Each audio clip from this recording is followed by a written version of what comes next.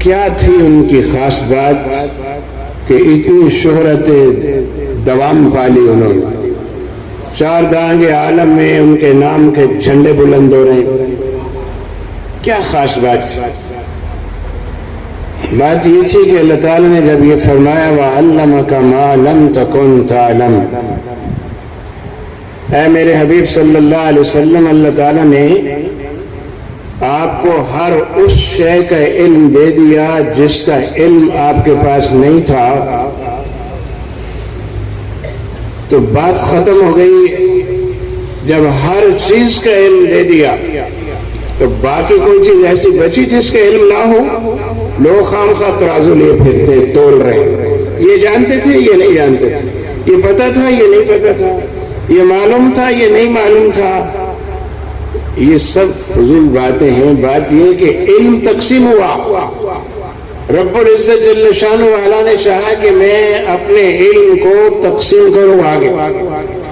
تو سب سے پہلے اپنے حبیب مکرم صلی اللہ تعالی علیہ وسلم کو علوم عطا فرمانے کا موقع آیا تو فرمایا کوئی چیز اسی باقی چھڈی نہیں. سونے سارا کچھ ہی تینوں دے چھڑے. وَعَلَّمَكَ مَا لَمْ تَكُنْ تَعْلَمْ.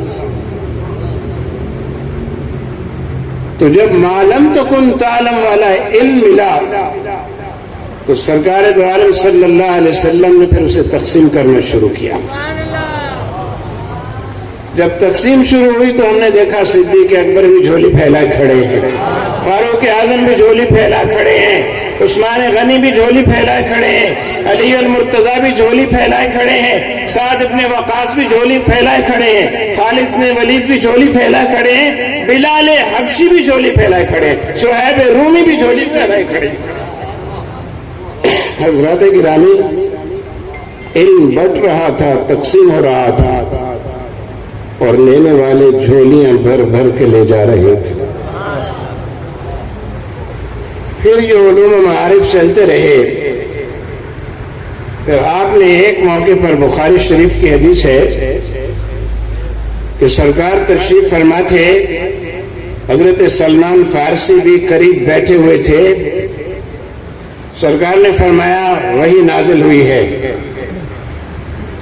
اور جو وحی نازل ہوئی ہے تو اس وحی میں جو آیات طیبات نازل ہوئی ہیں وہ آیات طیبات یہ بتا رہی ہیں کہ علوم و معارف کے خزانے، علوم و معارف کے خزانے جو آگے ٹرانسفر ہونے والے ہیں، منتقل ہونے والے ہیں، چلنے والے ہیں، اور ان کے حاصل کرنے والے اور لینے والے اور مانگنے والے اور طلب کرنے والے آتے رہیں گے. مگر ایک وقت ایسا بھی آ جائے گا کہ ہو سکتا ہے علم جو ہے وہ کہیں ثریا کے پاس جا پہنچے، علم کہیں بلندیوں پہ جا پہنچے، ثریا پہ جا پہنچے. اور فرمایا کہ اگر علم جو ہے وہ ثریا کے پاس بھی پہنچ گیا لَنَالَهُ رَجُلٌ مِّنْ هَؤُلَاءِ. سلمان فارسی رضی اللہ تعالیٰ عنہ کے کندھے پہ ہاتھ رکھ کر کہا، یہ فرمایا لَنَالَهُ رَجُلٌ مِّنْ أَهْلِ فارس، اہل فارس میں سے لوگ اٹھیں گے جو اس علم کے پا لینے والے ہوں گے. جب سرکار دو عالم صلی اللہ علیہ وسلم نے یہ فرمایا تو اب یہ بات آگے چلی، روایات میں چلی، علم آگے چلا. وقت آ گیا کہ جب لوگ دعوے کرنے لگے کہ وہ جو حضور نے فرمایا تھا کہ اگر ثریا پہ علم چلا جائے تو ان میں سے جو لوگ ہوں گے پالیں گے، اس سے مراد ہیں عجمی لوگ.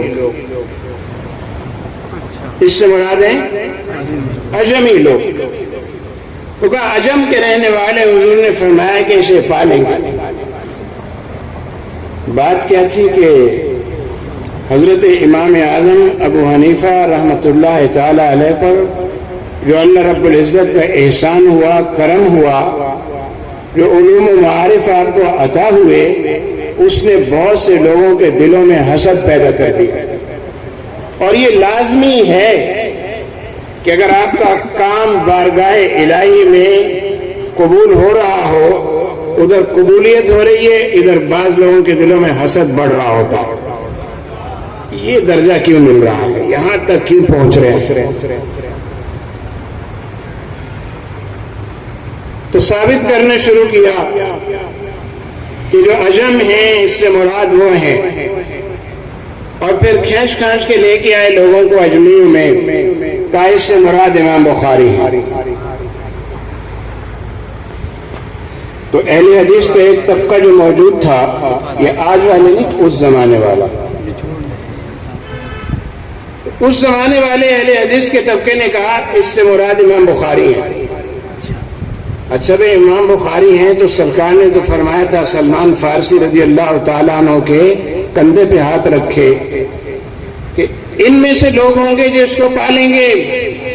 تو اس کا تعلق تو فارس سے، اور امام بخاری کے تعلق کہاں سے؟ وہ تو بخارا سے، سمرقند سے. عجمی تو ہو سکتے ہیں لیکن فارسی تو نہیں ہے، فارس کے رہنے والے تو نہیں. پھر کہنے لگے امام مسلم اس سے مراد ہو سکتے ہیں، اور امام مسلم رحمۃ اللہ تعالی علیہ ہر چند کے وسط ایشیائی ریاستوں سے تعلق ہے جو عجم میں ہیں، لیکن فارس سے تو ان کا بھی تعلق نہیں ہے.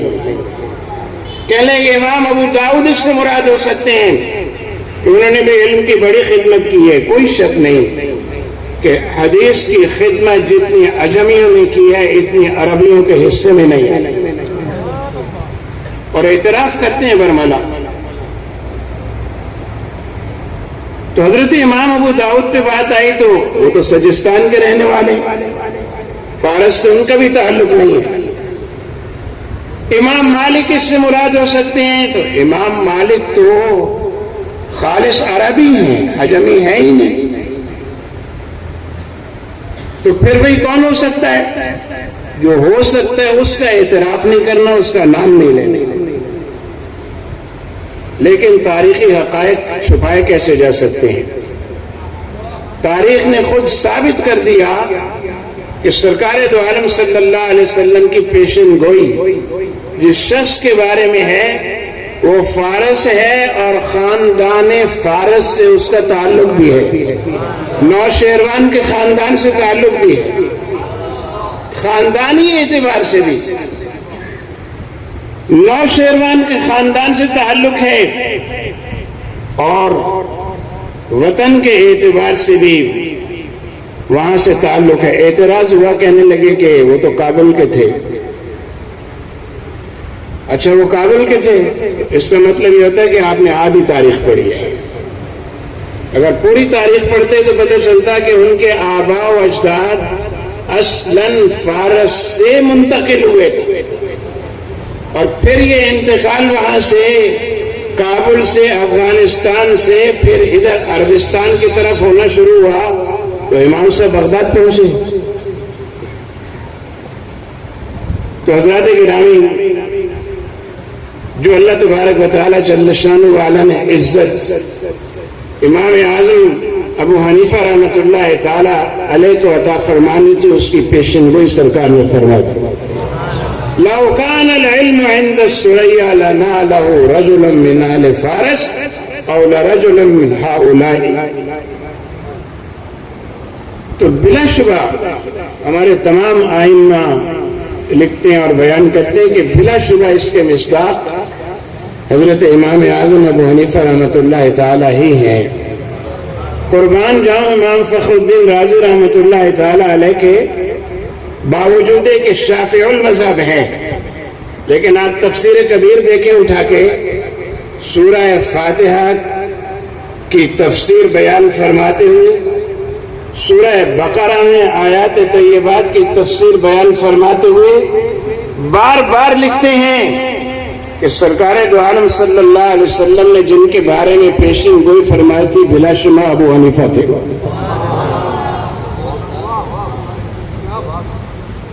حضرات گرامی، بات یہ ہوئی کہ امام فخر الدین رازی رحمۃ اللہ تعالی علیہ نے بڑی فراخ دلی کے ساتھ اپنی تفسیر میں امام اعظم کا ذکر فرمایا. ہر شن کے ہمارا ان سے فقہی اختلاف ہے، ان کا ہم سے فقہی اختلاف ہے، لیکن اعتراف عظمت انہوں نے کیا. انہوں نے یہ بات لکھی کہ امام صاحب کے پاس کچھ لوگ مناظرہ کرنے کے لیے آ گئے، اور مناظرہ کرنے کے لیے آ گئے نماز میں سورہ فاتحہ کے حوالے سے، اس لیے کہ ایک موقف یہ ہے کہ من لم یقرأ بفاتحۃ الکتاب، جو نماز میں سورہ فاتحہ کی تلاوت نہیں کرتا اس کی نماز نہیں ہوتی. تو آئے مناظرہ کرنے کے لیے اور کہا کہ آپ تو نماز میں سورہ فاتحہ نہیں پڑھتے اور لوگوں کو بھی یہی سکھاتے ہیں، تو ہم آپ سے اس سلسلے میں گفتگو کرنا چاہتے ہیں.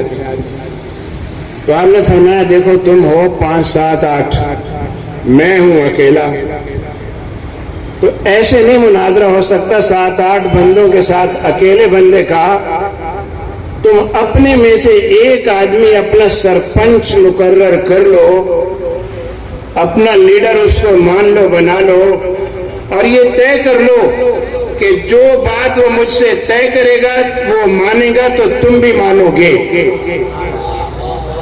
اب انہوں نے آپس میں بیٹھ کے بات چیت کی کہ بھئی یہ کہتے ہیں کہ کوئی ایک آدمی ہو، سب سے بات نہیں کرتا ہوں، تو پھر کسی ایک کو اپنا بناتے ہیں. تو ایک کو انہوں نے اپنا قائد، لیڈر، امام بنا لیا. امام صاحب نے فرمایا سوچ لو، یہ مجھ سے گفتگو کرے گا، اگر میں نے اس کو قائل کر لیا، اس نے میری باتیں مانی تو تم مانو گے؟ کہا جی بالکل مانیں گے. آپ نے فرمایا مسئلہ حل ہو گیا. ہم اتنی سی بات تو کہتے ہیں کہ امام تمہارا سامنے کھڑا ہے، جب تمہاری عاجزی اور انکساری وہ اللہ کی بارگاہ میں پیش کر رہا ہے تو وہ تمہارا امام ہے، جو وہ کہہ رہا تم پیچھے آمین کہو بس. یہاں تم نے مان لیا اس کو امام، یہاں تم اس کی مانتے ہو تو وہاں ماننے میں کیا پریشانی ہے؟ بس ہم یہی کہتے ہیں کہ وہ ہمارا جو امام ہوتا ہے وہ ہماری ترجمانی کر رہا ہوتا ہے، وہ ہماری ازداشتیں پیش کر رہا ہوتا ہے. اس لیے ہم کہتے ہیں پیچھے والوں کو فاتحہ پڑھنے کی ضرورت نہیں، کیونکہ قراءۃ الامام قراءۃ لہ، یعنی قراءت مقتدی ہے. جب امام نے سورہ فاتحہ پڑھ لی تو بس مسئلہ ختم ہو گیا، باقی اسے پڑھنے کی ضرورت نہیں ہے. خاص طور پہ یہ بات ہو رہی ہے جب آپ نماز پڑھتے ہیں امام کے پیچھے جماعت سے، سری نہیں جاری نہیں، دونوں، جو بھی نماز پڑھیں آپ، جب امام پڑھ رہا ہے تو فقہ حنفی کا بڑا مضبوط مسئلہ ہے کہ پیچھے والوں کو اس لیے پڑھنے کی ضرورت نہیں ہے کہ قراءۃ الامام قراءۃ لہ، اس کا پڑھنا ان کا پڑھنا. یہ امام اعظم رحمۃ اللہ تعالی علیہ کی فقہی بصیرت ہے، فقہی بصیرت.